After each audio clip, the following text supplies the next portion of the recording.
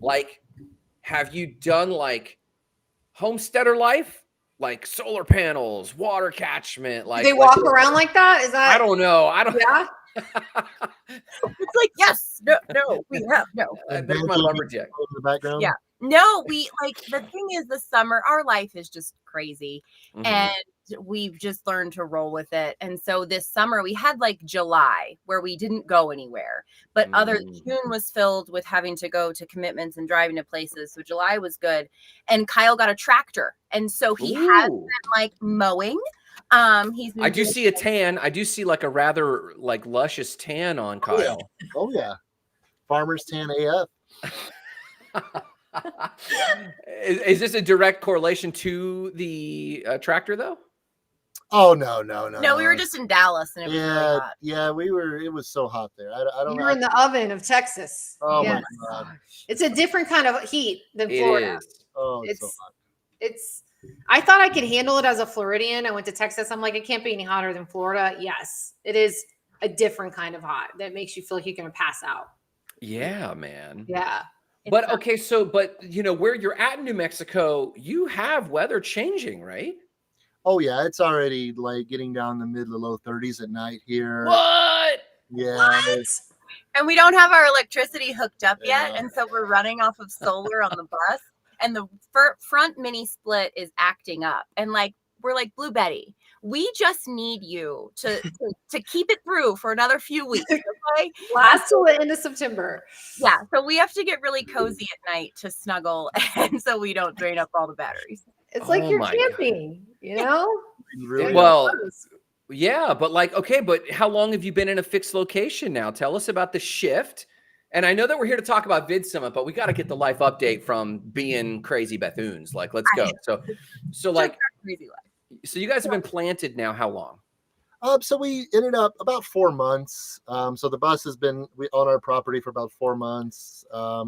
It's been a struggle to get work done around here. We're in a town of about 300-400 people, so it's yeah, it's been a challenge. So we just got water a couple of weeks ago. Power should be done here in the next couple of days, of course, when we're about to leave for the year. But nonetheless, it's all getting done. Wow. Okay, and so you've now been in place for 4 months. Do you feel like home? Well, it's been weird because we bought the property May 1st. We signed everything and we've owned it since then, right? And so we're trying to move over. We had to get the land built up first. We had to put a septic tank in. So that took a couple weeks. And then the beginning of June, we had to go film Dr. Phil in Dallas. And then right after we drove there, and then we had to drive up to Wyoming to film a documentary. And so June was like nuts. And so July, we're kind of just chilling and resting. Yeah. And then August was bananas because we took the van out for 30 days and we went up to the Michigan's UP, did school at UP, drove down to Nashville. Right. Michigan? You drove all the way to Michigan? To Nashville, back to New Mexico. Yeah. Oh my gosh. That's too funny. So like you're planted, but like no way. Like no, but they're not. They're not. We're still like we can't sit for more than a month. It drives us nuts. But to your question though, it is nice to come back here, especially leaving somewhere like Dallas where it's just people on top of people. Yeah. And then come back here and it's just so peaceful and so quiet. So yeah, I think it's become slowly in that way, yeah. For sure. Yeah, we're going to get our New Mexico licenses today. Oh, that's today. Official. Okay, that's official, man. You know it is.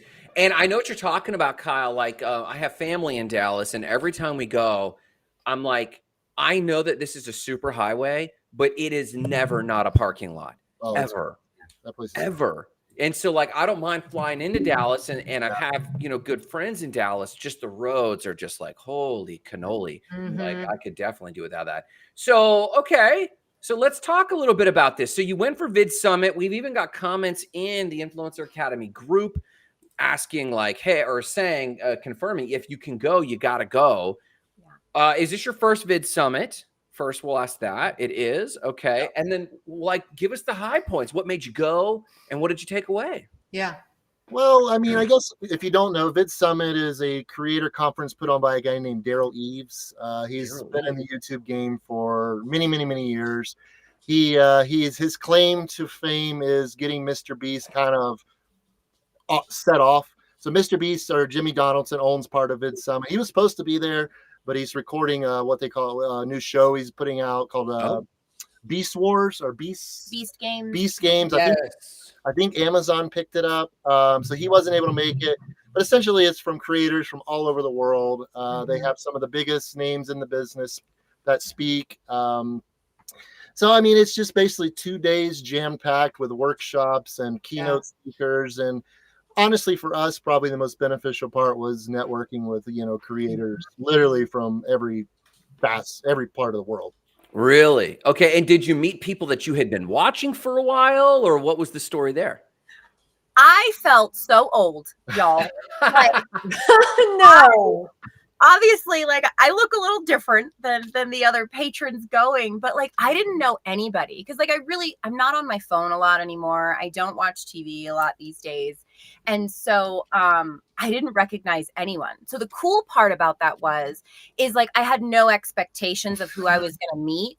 And I met everybody I was supposed to meet and just had the most beautiful, like, relationship building conversations. Like, we've got a guy in Chicago now. He does a vlog. We're going to go park our bus in his driveway because we hit it off. No way. Like, we're going to collaborate. I mean, Wow. meet some behind the scenes people. Kyle got to meet a producer for Preston Plays.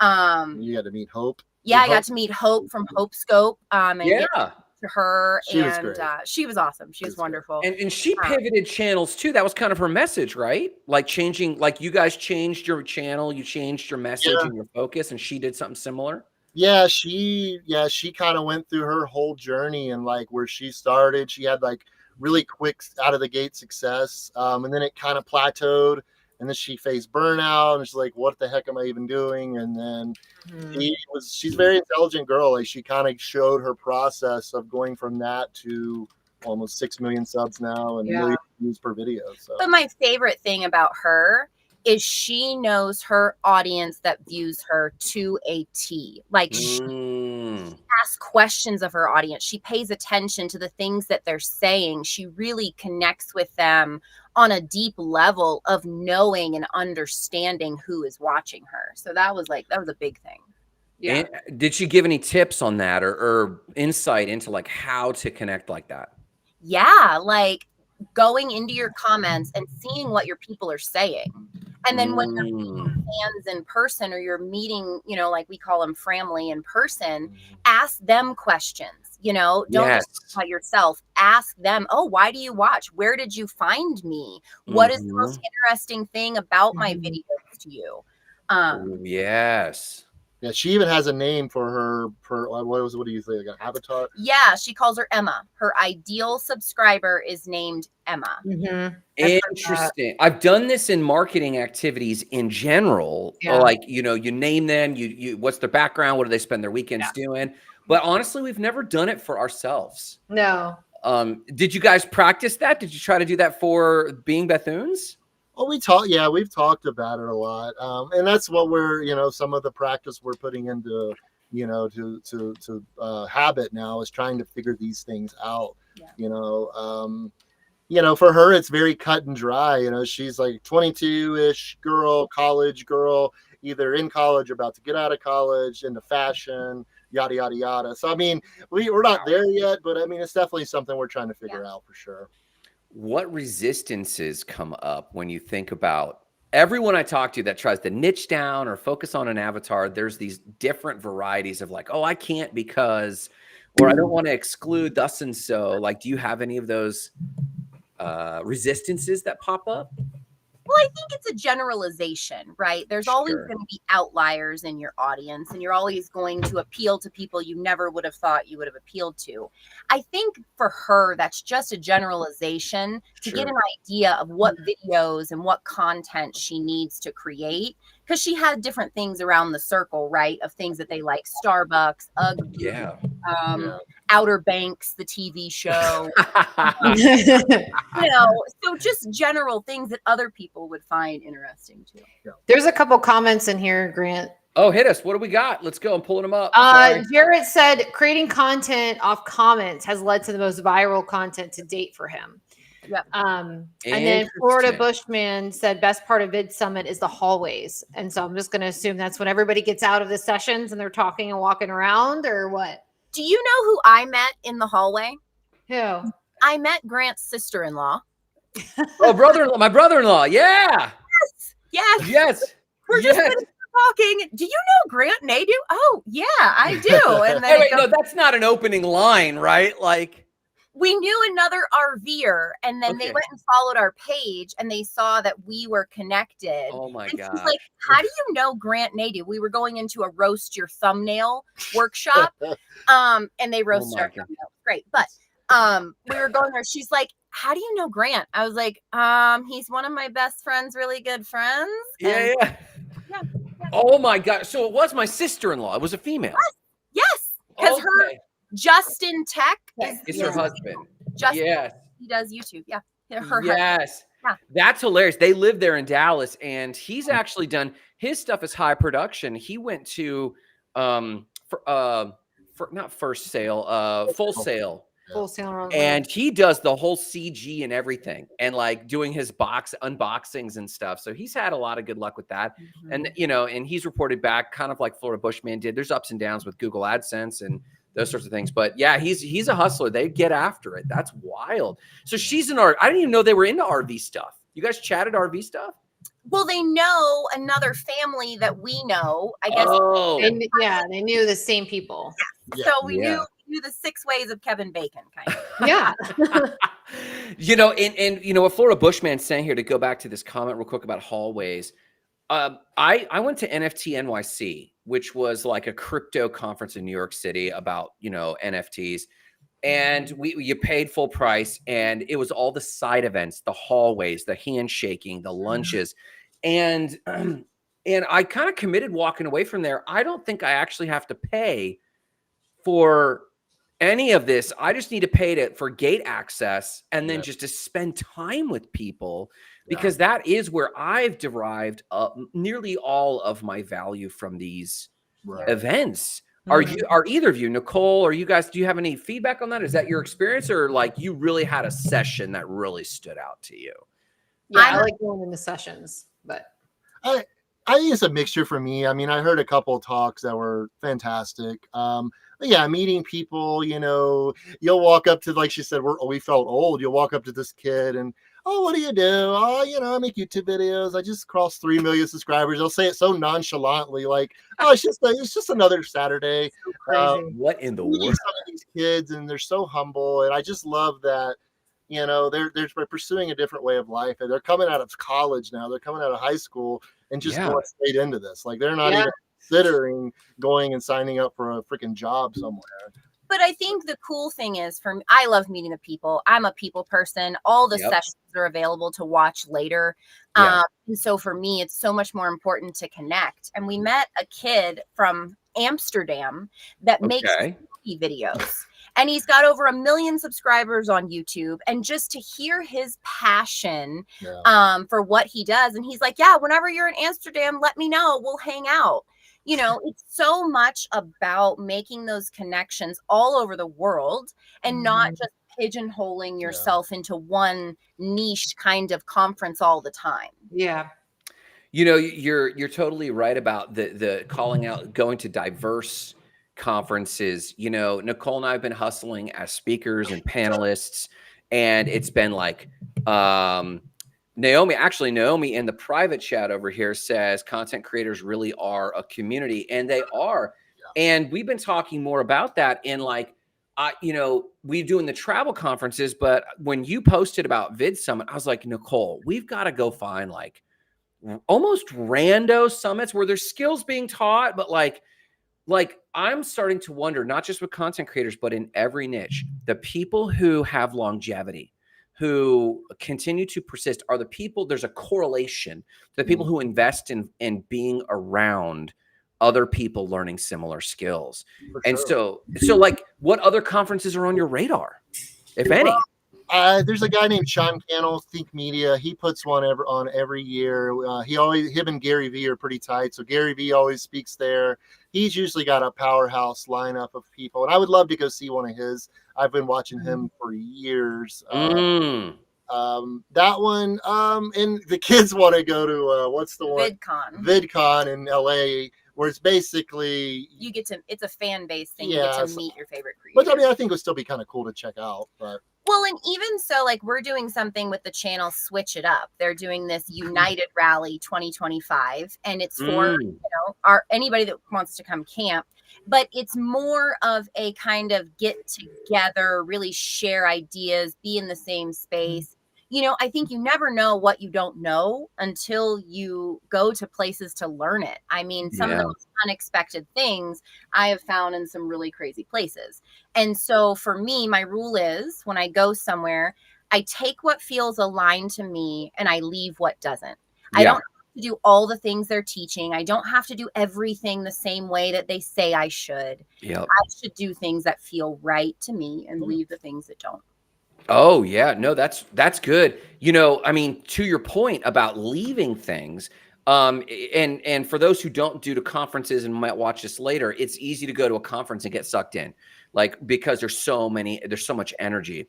I was at a crypto conference, a different crypto conference in Austin, Texas, and we went, and my show at the time, the Not Crypto Bros, like, we had serious momentum. We had 4 co-hosts, including myself, so 3 other co-hosts, and we were gaining a lot of steam while the crypto was on the way up. We went to a conference. We even got an offer to get syndicated, and it was a for real offer, and we're like, oh, wow. And so we sat on this offer, and to your point, Jen, like, we realized that not only when you attend these things, do you realize what you do want to do, you also realize what you don't want to do. If you allow yourself to have that openness. And the 4 of us came together and said, guys, we love each other. Let's continue to be friends. But I don't think we want to do this show, because now we were facing a level of success, and that was now going to be our brand for the next season. And we had to leave this idea. And it was weird, because you show up and you get this offer and you're like, this is great. I go to conferences, I get opportunities. And then you're like, well, no, I go to conferences and you might have to leave this behind. Yeah. And it's like, man, that was a big revelation to me. Whoa. But either way, that was because of the conference itself, that we were seeing things at the conference where we were realizing, hey, there's stuff you can learn on which direction to take and which direction to not take. Yeah. So was there anything that you guys observed specifically that you were like, interesting, but we're not going to go on that trend? Other people might be doing it, but we're not. Go ahead. What do you got, Kyle? I heard the best talk of my life and the worst one I've ever heard in the same. A guy named Tom Bellew. I know Tom. We were just talking about Tom's stuff. Go for it. Yeah, Tom did a talk about the future of AI, and I figure if anybody's going to know, you better listen to that guy. Mm-hmm. What he said absolutely terrified me.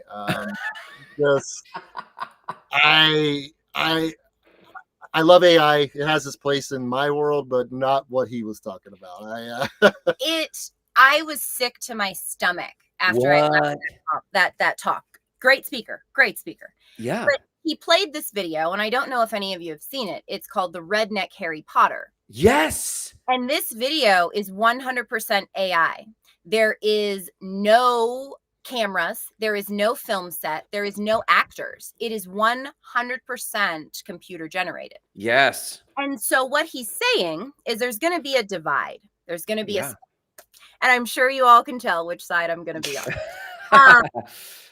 So there's this split of these people that are leaning into AI, creating other worlds, creating the metaverse, living, internally on a screen. Yep. And they also are creating U-bots. So this bot, what it does is it mimics you. So it can then make videos for your subscribers or your people. It's not you. It Yeah. is AI using your voice, but stringing, words and mimicking you. Learning your mannerisms, your emotions, Everything. your voice. Then something else that they're doing that absolutely terrified me is that they're creating this thing called a friend, and you wear it around your neck. And a friend is this artificial intelligence that learns you, learns your health, learns what you do, learns everything about you, and becomes your friend. Thus, you don't have to talk to other people. You can just be with AI. So and my question is, when do people go outside? When are you in the real world? But I digress. So he says there's this split where people are going to be in the 90s and they're going this way. They're like the 90s Amish. And then there's the full AI people. And I think the whole purpose of it is to find balance, right? To use AI as a tool because it's not going anywhere. And to use it as a tool that's aligned with you. It will be very minimally aligned with me, but that's just me. But it was terrifying. Yeah. So Jarrett so this is Jarrett. He was my co-host for Not Crypto Bros. He met Tom at a crypto conference, and we've been following Tom's work, whether it's his art, whether it's his work as an entrepreneur with Quest Nutrition. And his wife, Lisa, is just a fierce woman, right? Like their stuff is very interesting, but Tom himself does live on the edge. And Jarrett met him at a crypto conference. And so he loves Tom. He asks, why does AI terrify you specifically? As a content creator, I see it as leveraging to free me up to live life more. And I think we can kind of guess where he's going. Like if it's you, why not just like assign it to create so many posts a week? What's the terrifying part? Well, here's the thing for me. I am a real, raw, vulnerable kind of gal. I am a human interaction kind of person. And the audience that we've built, we call them family. And I want my family to know you don't have to work like crazy to achieve a life that you love. And so when we take a vacation, I don't schedule posts. As a matter of fact, I don't schedule posts anyway. I post what's on my heart when I feel like I need to post it. We got a loose schedule, but I am a real, raw, vulnerable person. And that's my content. And that's just who I am. And it's okay that other people are very into AI. I'm not. Well, I think the big one for me is I think YouTube came about for a really cool reason, and it's been a really cool resource. There was this kid there, Horchata Soto. The kid was working at Walmart. Okay. He was bored. It was during COVID, and he was bored. He started posting videos. He got this year-long brand deal come down the line. He was able to quit Walmart. Now he's a full-time creator. That's why I love YouTube. It creates opportunity for people that may have otherwise never had it. The musicians that we've had, the artists, the list goes on and on and on of people that have come out of YouTube. And if it's just turned over to computer generated content, to me, it's going to lose some of that appeal. Yeah. Do you think, and I tend to agree, I think that anytime new technology comes along, there's a glut of junk and debris and detritus. Yeah. And then it starts to give way to something more authentic, because I think, to your point, Jen, like that's what we gravitate towards consciously or unconsciously as a species.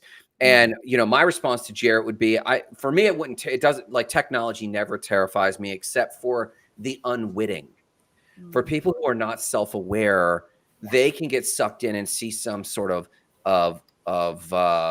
easy way out or corner cutting, as opposed to creating authentic connection. But here's his follow-up. To play the devil's advocate, people said the same thing about TV, internet, and social. And here's what I'd say about this AI thing. I think I'm reading a great book. Actually, I've got it right here. I recommend everyone check it out. Future Shock. My screen might be backwards. This was written in the 70s. And in this book, before we had mass computers, right? And this is my response to Jerry here myself. Future shock is the culture shock of the future folding in on itself because we're accelerating so quickly. I would agree there was the similar fears with TV, internet, social media, but the ability to authentically, genuinely fake a reality is I wouldn't say that I am 51% terrified and concerned. I'm personally not, because I believe that this stuff will be absorbed and the human species will figure it out. But if I did have a concern, it would be this concern and like what you're saying, Jen, you actually don't schedule posts, and that itself lends itself to this gesture towards a more authentic connection with your family. You're following people that are expecting an authentic connection with you. And I find that when we skim, me and Nicole, when we skim Instagram, I'm finding that I'm having to scroll further before I see a real connection. One ad, 2 ads, 3 ads, someone's fake, faceless, headless account. And I'm skimming and I'm skimming. And then finally I land on maybe your faces or Nomad Nesters or Nicole when I'm seeing someone I have a real connection with. Right. And to me, it's just a bunch of debris that I won't care anything about. And so I think the unwitting is going to be susceptible to consuming this content. And they let it run. So it's almost nearly irresponsible. The content itself, like, did someone think through if they actually believe the thing that Right. AI is saying, you know, but more than that, it's like, I got more junk to dig through now, Yeah. you know, as opposed to, go ahead, Jen. For me, to speak to what Jarrett's saying, I don't do a lot of TV. I spend about maybe 2 hours on my phone a day. I don't scroll social media. I am outside. I am in nature. I choose what I absorb. And I want to show that to my audience that they can choose what they want to absorb too. So in my own life, I model everything that I put out there on socials and whatnot. And so, like I said, it's about balance, you know, using certain things as tools to help you in an aligned way. Yeah, I think we're forgetting too about kids and them being online as early as 8, 9. I mean, babies. The AI stuff that they see, they're way more impressionable. They're way more likely to believe it. And so I think that's where it can start to get scary, is that they don't understand the difference between news, real news, fake news. They don't understand the difference between a leader and a YouTuber. So I would say as parents, if we have concerns, it's up to us to protect our kids. But a lot of times we're just handing them the phones.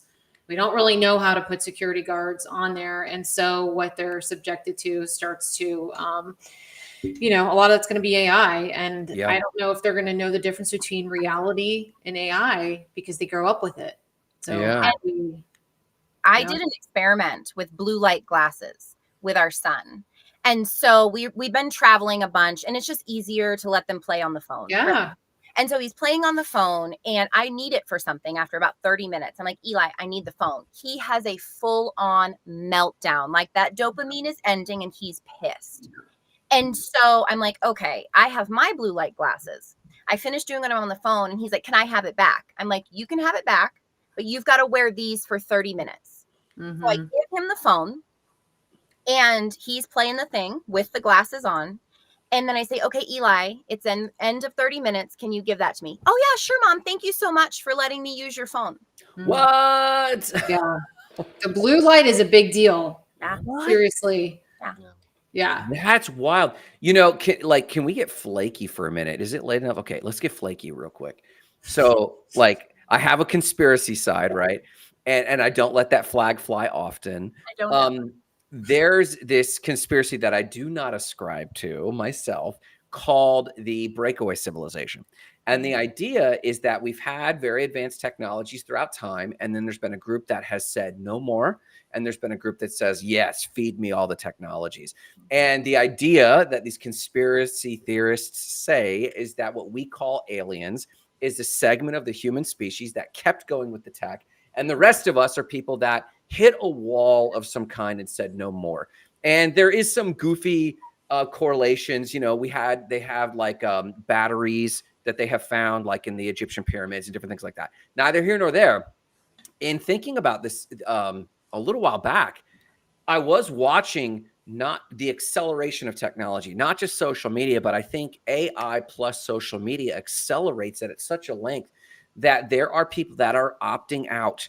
They're getting a homestead in northern New Mexico. They're saying, you know what? That's right. Can I buy my property in North Carolina and just do the local barter thing, man? I'm just kind of done. It's too much to keep up with. And I think that this divide is going to be a very real divide. So much so that I ended. And Naomi says, there's a lot of us. Trust me here. I'm going to post her comment real quick. I even wrote a fiction novel that tracks, oops, there it is. That tracks two people, a couple, and one opts out and the other one opts in, just as a thought experiment of like what that could look like. So here's my question. What is the healthy use of not just social media, but social media plus AI? Kyle, you said it has a place in your life. How are you using it in a healthy way? Well, I think, like I hate making thumbnails. I suck at making thumbnails. That's a great tool. I mean, it undoubtedly has its place, and each one of us has got to decide where that fits in their life. Yeah. Title ideas, when you're talking about that, like I said, thumbnails.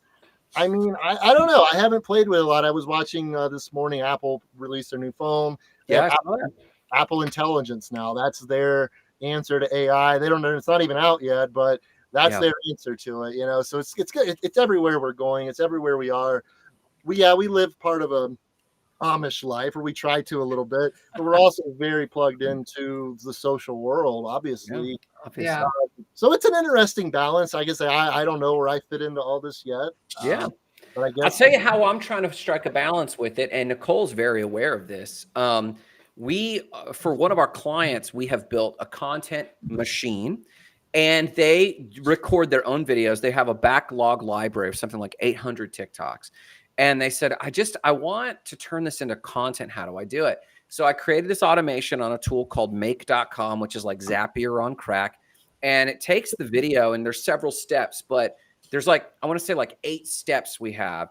Of those 8, 3 of those steps is reading the transcript of the video and then shaping titles from that, shaping summaries from that, and then putting a synopsis like in a LinkedIn post now so that they're cross-posting, and maybe a Facebook post. But the source is their own video. Right. And so they're not trying to fake reality. They are getting in this experiment an assist with AI of just like, hey, could you do some of this heavy lifting for me? Right. And all they have to do is drop that video into a folder. And now, AI comes in clutch like that. And I don't know if y'all saw, but just like this morning or yesterday, Canva now integrates with ChatGPT for things like the thumbnails, which are kind of just frustrating. And Florida Bushman, you guys may or may not know Chris. He's got a strong YouTube following. He says, hey, I'm a Bush thanks to YouTube. But then he also says, me too on the thumbnails. You guys have to follow him. He dresses up as a Bush and is a prankster and scares people. And it's hilarious. It's hilarious. The best. He's there to make people laugh. We actually hired our thumbnail making out at this conference. We did you? Yep. We did. We went into it trying to figure out what we wanted to do, because I feel like it's definitely a weak spot with us and a lot of YouTubers. It's a weak spot. Yeah. So we hired it out. We're gonna see how it goes. We'll let you guys know. Now, when I go to a conference, I normally go with 1 or 2 big questions unintentionally. I don't do this consciously, but I realize after the fact, I got 1 or 2 big questions trying to get answered. Did the two of you have any big questions going on, or you really just wanted to connect? What was the thought there? No, we knew our thumbnails needed work. So that was definitely something that we wanted to learn about. Okay. And then another thing we really wanted to learn about was some more of the brand side of it. What are the, people that know what they're talking about? What do they say? And I will tell you, that was one of the best workshops. We met a guy. Wow. This dude was on it. I cannot think, is Justin Williams or something. Dude is on it. He really is. So go ahead. Yeah, go ahead. So he did a workshop, and he would have you stand up and say, hey, what's your dream? What kind of content do you make? What is your dream brand to work with? And in real time, he would pull up that brand, kind of just scan through what their stuff is just real quick, and give you this pitch. Wow. And the dude was just stuff he was talking about I'd never even considered, just really good stuff. For example, for us, I raised my hand and he was like, well, what's your dream brand? And I'm like, well, Love's Truck Stop. They have a dog park. We got a bunch of dogs. They have overnight camping. Plus we use a lot of diesel. And so he's like, fantastic. So he searches them. He looks them up and he's scrolling through the page. He's like, what I notice? He's like, they don't have any reels on here. He's like, they don't have enough reel. They just have static posts. He's like, so what I would do if I were you, pitch some UGC content and say, hey, I'll make you 20 reels to be able to use for your social, because it looks like you definitely need some help with that. And then this is how it could benefit you. But he was spot on. I think the coolest part was he had people stand up. They actually said their dream brand, and he gave them tangible advice to work with them. Wow. She's a shop teacher and she wants to work with DeWalt. So he saw on their page that they do a lot of trade shows. And so he told her, pitch being the one that's paid to go to the trade show and talk about the products. And I was like, oh, okay. Like, wow. Great nuggets of information. And the whole workshop was helping creators pitch their dream brands, not necessarily work on their own brand. Correct. Wow.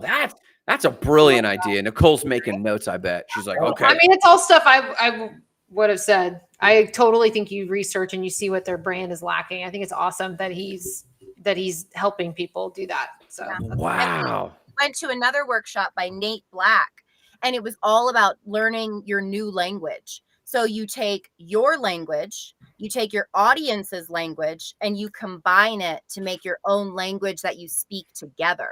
For instance, like calling our subscribers family, you know, that's our language. That's something that we say with them. You know, we name all the things like our bus, our barn, the kids' four-wheeler thing.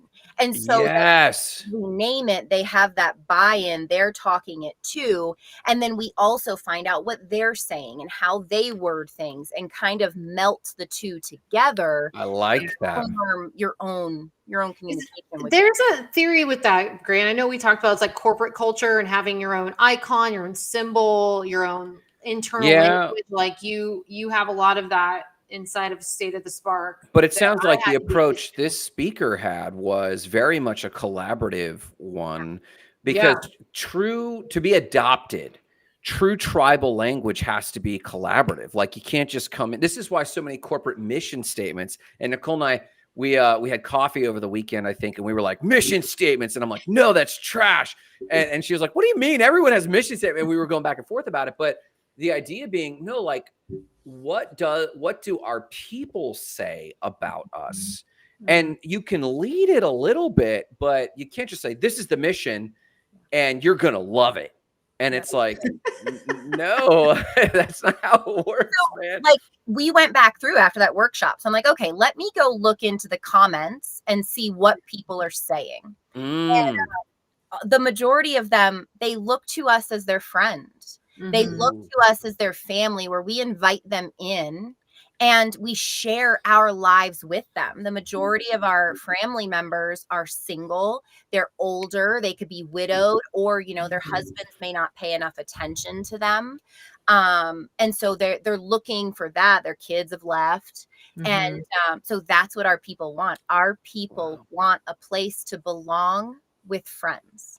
Yeah. Wow. And down to the homestead, that's pretty integrated for you. Like, I'm just waiting for Jen and Kyle to announce the retreat. Exactly. Because we had like it's very similar on Kyle's farm, on their farm. And you're right. 100%. They were there to enjoy the kids and like enjoy feeling like a part of a family. You very much felt that the minute you got there, and there was tons of people. I'm sure yours will be the next big rally, your guys' place, as soon as everything gets set up. I don't know if it's at the beginning of the new year or what, but I'm waiting for that announcement. Yeah, I'll be coming. So for those who, don't have the power of a room, taking action on something like co-opting their language and working on that sort of thing, I think that's a very critical thing, because it also is a gesture towards, do you know your message? Do you know your content? Do you even know your audience?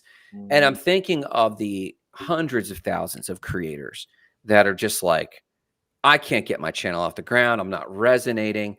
What are some practical experiments or tips that, maybe you guys would make to them on discovering what family means, discovering that tribal language? You guys have any tips for like people just struggling to land on message, voice? I have always said it, and I will continue to say it. Under 1,000 followers is where you need to be in the comments. That's where you need to be in your DMs. You need to make these people feel cared for and genuinely care for them, because we have so many people that we did that, you know, in the beginning. We were in the trenches, right?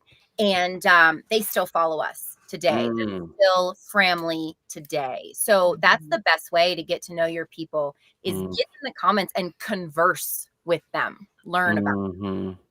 A common word I heard used a lot there, and going back to what we were talking about with the AI thing, is authenticity. You know, moving forward, it's going to be difficult to distinguish the two. So, you know, and make true authentic selves to your following every time you show up. I think it's going to be crucial to building that, you know, longevity of doing this, because you know, we learn like subtle things. Like, we were listening to some talk, the guy was saying, don't just take a photo and throw it in your thumbnail. You need to be wearing whatever, you know, whatever shirt you were wearing in the opening of that video, you need to be wearing that in your thumbnail. Little subconscious things like that, that certain people will pick up on, like, that wasn't from this video. Just like that, you being your truest authentic self as you can be in the comments or in your video and your whatever content you make, I think for the next handful of years is going to be so crucial. Yeah. You know, like, we take so many shortcuts because we're so overwhelmed that we think, well, it's just content. I'm just going to throw up a live right now. What are you going to talk about? I don't know. I'm just going to riff. And then it's like, okay. And then, like, thumbnails, you're right. Like, I know that the thumbnail image that I do a cutout in Canva on is literally over 6 months old, had nothing to do with the video. And, you know, the slowing down and realizing, wait, like, I think I often refer to this, someone comes at you and says, oh man, this last video only got 500 views, only 1,000 views. And, you know, they're down in the mouth, and you're like, when was the last time you had 500 to 1,000 people in an audience room looking at your stuff? And did you think about that when you threw up that crap thumbnail? You had an opportunity. That's why you're stuck at your, what you think are small views, is because you're like, I'm too busy. Well, and I think it's a mindset too. Jen, that piece of advice was integrated into my coaching program, and it changed the mindset of the women and families that we coach. Like, it was, you know, the mindful nomadic, Gretchen was one of them. I think you did a mentor call with her, and it was like, we're such in a rush to get to that next 1,000 followers that we're not viewing those first 1,000 or that second 1,000 as an opportunity to grow a relationship. And so you miss it, or you don't value it. And it was just shifting that mindset to say, no, dig in right now. This is your foundation. And when I could see that click happen multiple times in multiple coaching calls with the ones that were starting under 1,000, it was like, as soon as they heard that, especially from you, I think that really changed the trajectory of their channels and their relationships with their, I mean, you were on the call with Gretchen, but I said that over and over again to especially people just getting started. Yeah. Who's Yeah. Davina? Do you guys know Davina? Hello. Oh, she's part of our family. Hey, Davina. Yeah, man. Thank you. And then Naomi says, I hate scrolling someone's page and you can't see on their thumbnail what the reel is about. No connection. So to your point, I think it's critical. Well, you crazy kids, we are over on time already. Can you believe this? Yeah. I'm having fun. Yeah, I'm telling you, man. So what's the next adventure people are expecting from being Bethunes? Everything. The bus should be ready, hopefully within the next 3 weeks. We want to take it to Balloon Fiesta. So we'll be at Balloon Fiesta. We're going to spend the winter in the Southwest, and who knows? Nice. Who knows? Are you coming back to Florida? What's happening? Not if I can help it. Listen, once you're on the Southwest, That's all right. If you come to the South region, the Southeast region, let me know. If you're somewhere close. it sounds like Texas is as far as they're willing to go. Yeah. If I am close, I am not going to not see you. Yeah. Okay, good. Well, and I was going to say, once you smell the sagebrush out there, and whether it's in the early morning hours or whatever it is, and you catch a whiff of that, you're like, why are we nearly anywhere else? You know, I'm telling you. So I empathize with you. Thank you both so much for your continued journey. Yeah. This has been awesome. Everyone, follow these awesome Bethunes at Being Bethunes. Jen and Kyle right here. Thank you for your wisdom. You guys have a great one. See y'all next week. Bye, guys.